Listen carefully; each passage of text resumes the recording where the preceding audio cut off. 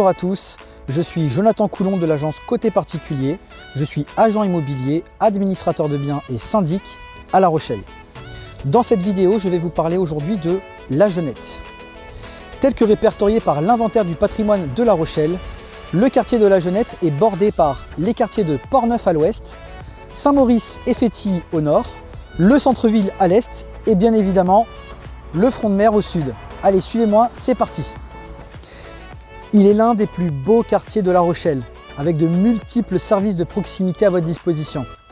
Sans oublier la présence de ses parcs, le parc Franck Delmas, le parc Charruyer, le parc d'Orbigny où nous sommes, le parc animalier gratuit, et bien sûr sans oublier le casino et la plage de la Concurrence, garantissant à ses 4300 habitants une excellente qualité de vie. D'un point de vue immobilier, on y trouve l'une des densités les plus importantes en termes de logement de la commune, notamment par la présence de grands ensembles immobiliers. Et on y constate un bon équilibre entre l'offre d'appartements et l'offre de maisons, avec un léger avantage pour les maisons. C'est un quartier dit bourgeois. La majorité de ses habitants sont des propriétaires à revenus élevés. Souvent, ils sont retraités. L'âge moyen est de 56 ans. On y trouve également une des plus grandes proportions de résidences secondaires comparées au reste de la commune. Il est aujourd'hui le quartier le plus demandé et le plus cher aussi. Où est-ce qu'il y a des écoles? À La Genette, les enfants peuvent suivre une scolarité allant de la maternelle au collège.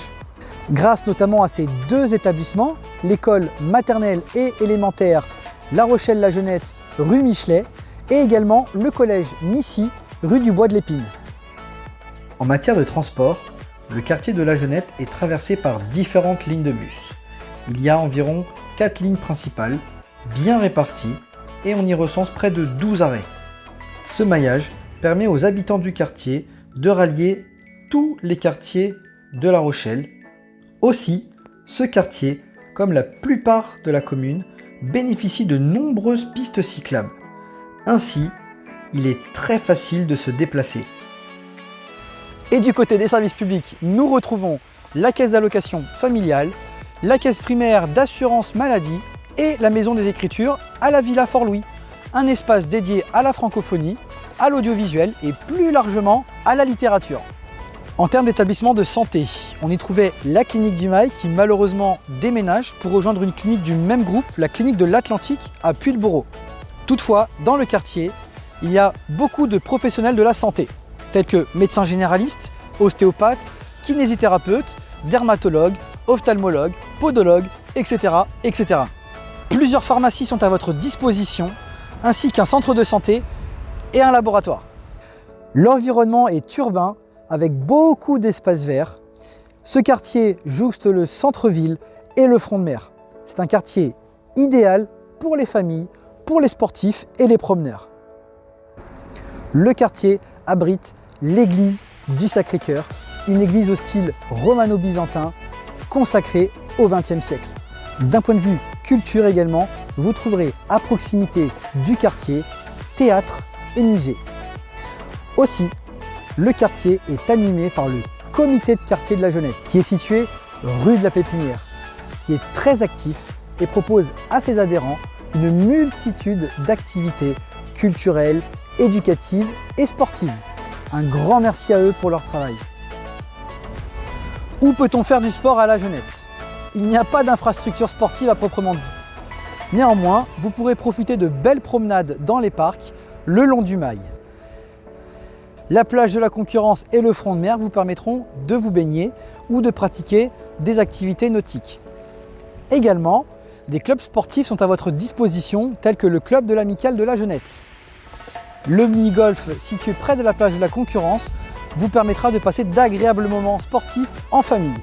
Le quartier est bien pourvu en commerce. Il est recensé près de 70 commerces, soit 3 commerces tous les 100 mètres. On y trouve tout ce dont on peut avoir besoin au quotidien. Une véritable ville dans la ville.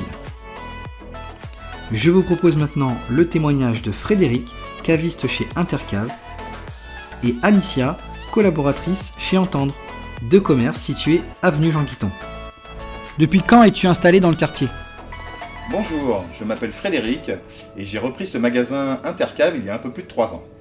Alors bonjour, je m'appelle Alicia, je travaille avec Audrey Clairvoy dans le centre Entendre à La Rochelle.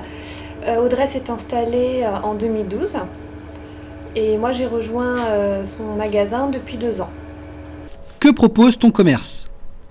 Je mets à votre disposition un large choix de vins et grands crus, de champagne, de bière ainsi que des spiritueux. Alors dans notre magasin Entendre qui est un centre d'audition, on propose d'accompagner nos patients sur un appareillage auditif. La majorité de nos patients sont des gens qui ont une baisse auditive due à la vieillesse. Ça peut être aussi lié à l'hérédité et on a également des malentendants. On propose aussi également la réalisation d'embouts anti-eau, anti-bruit pour ceux qui en ont besoin. Et il faut savoir qu'on accompagne vraiment nos patients jusqu'au bout dans l'appareillage auditif. On aime le contact et c'est ce qui nous plaît dans notre métier et dans notre magasin. Que dirais-tu à un futur habitant du quartier? Je vous souhaite à tous la bienvenue à la Jeunette et je me ferai un plaisir de vous accueillir dans mon établissement. Eh bien, je leur dirai un grand bienvenue parce que le maître mot de notre équipe, c'est convivialité. Et le quartier dans son histoire. L'actuel quartier de la Jeunette était une zone déserte et marécageuse. Les historiens et archéologues retrouvent des traces d'activité humaine dès l'Antiquité, des traces d'anciens marais salants et autres fondations d'anciennes villas romaines témoignent de l'activité humaine à cette époque. C'est au Moyen-Âge que l'on retrouve trace du plus ancien quartier de La Rochelle, Cougnes, qui deviendra bien sûr par la suite La Rochelle au XIe siècle.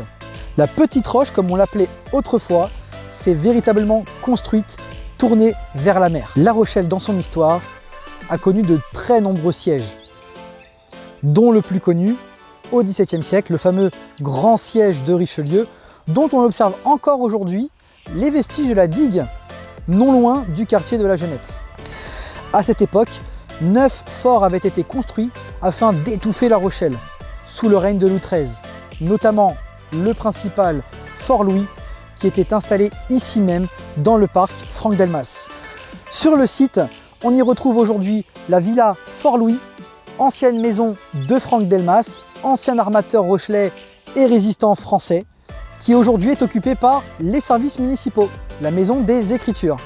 Et c'est au XVIIIe et XIXe siècle que le quartier se dessine, grâce à l'engouement des Rochelais pour les promenades le long du Mail et la plage de la Concurrence, notamment au XIXe siècle où les bains étaient construits sur l'actuel site du casino.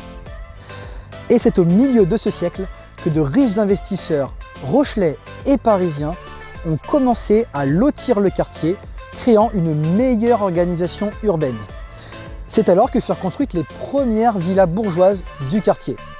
La suite ne fut que continuité, le quartier s'est enrichi de nouvelles constructions tout au long du XXe siècle. Des parcs ont été créés, les bains ont laissé place au casino, des cafés, des restaurants virent le jour. Et la population du quartier a littéralement explosé. D'un point de vue urbanisme, le quartier a connu plusieurs époques, avec des îlots bien organisés, ornés d'avenues, et d'autres moins organisés, avec des rues irrégulières, où les constructions sont d'époques très différentes. Dans le quartier de la Jeunette, on retrouve aujourd'hui des maisons de ville à étages en retrait ou en alignement, qui est aujourd'hui la plus représentée.